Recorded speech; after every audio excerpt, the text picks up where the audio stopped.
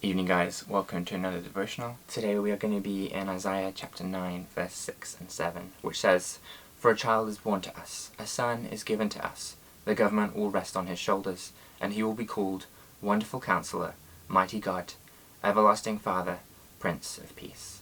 His government and its peace will never end. He will rule with fairness and justice from the throne of his ancestor David for all eternity. The passionate commitment of the Lord of Heaven's armies will make this happen." This is a prophetic message that was given over 700 years before the events of the Gospels took place, stating how Jesus, the Messiah, is going to be born here on earth, how he's going to be an ancestor of King David, how he's going to rule for all of eternity, hold many titles of leadership and authority, how his rulership will be one of peace, justice, and fairness, how it will actually be God that makes this happen, and how it will actually be God who is on the throne.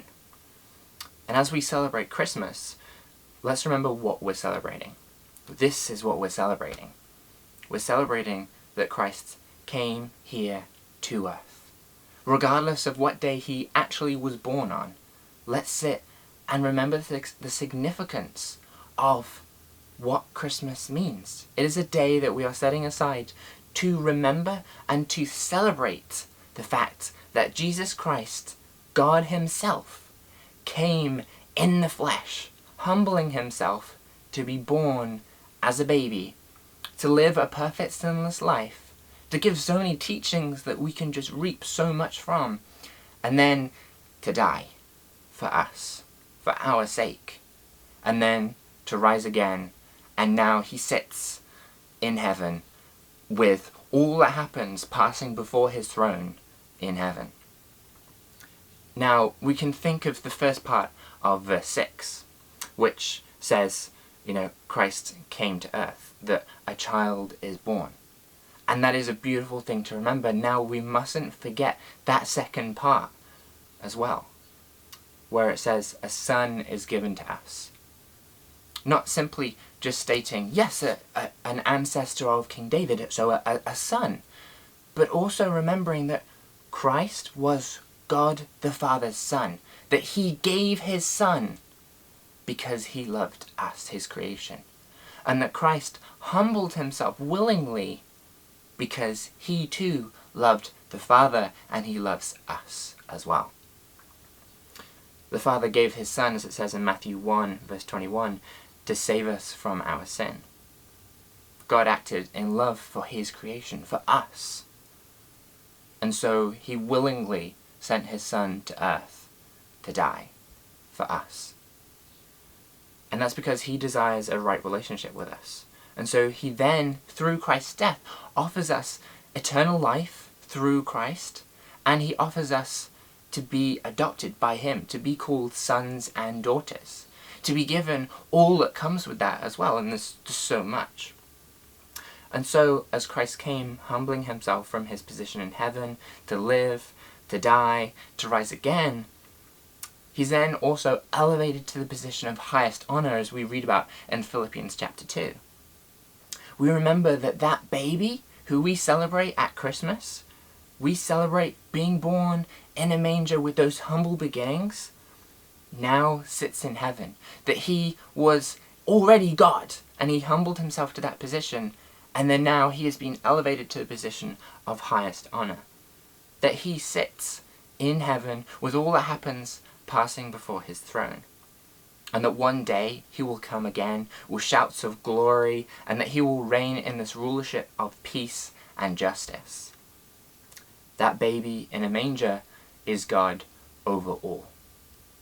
And he desires a relationship with each and every one of us today, this Christmas, and for all eternity forevermore. So if you don't know him, today is the day of salvation. Trust that Christ came and died for you personally, individually, that Christ came and he knew you before you were even a thought in your mother, to just say, hang on a minute, Christ knew that I existed before I even existed. Christ knew that I would exist, 2,000 years later than he was here on earth. And he knew that, and he paid for your sin individually upon the cross. To sit and to remember that, and to trust that Christ did actually do that. And then to say, okay, Lord, then I trust that you've done that you wiped my debt clean.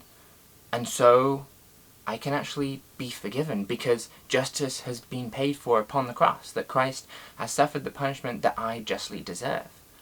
And when we trust upon the finished work of the cross, that's it. That's what God calls us to. As it says in Romans 10 verse 9, that we would trust and believe that we can then receive eternal life. And so let's seek to live rightly before him, considering all that he has done, considering the fact that he loves us more than any other person ever has and ever will. And if you know him, let's draw closer to him. Not getting bogged down by everything that this world pushes at us, all the entertainment that can easily crowd our lives. But instead of waiting for the time, let's make the time to invest in our relationship with him, the one who has given his life for us. So let's come to him in prayer and in thanksgiving for all he has done, and let's read his letter to us, the Bible, so that we can learn more of him and so that we can deepen our relationship with him.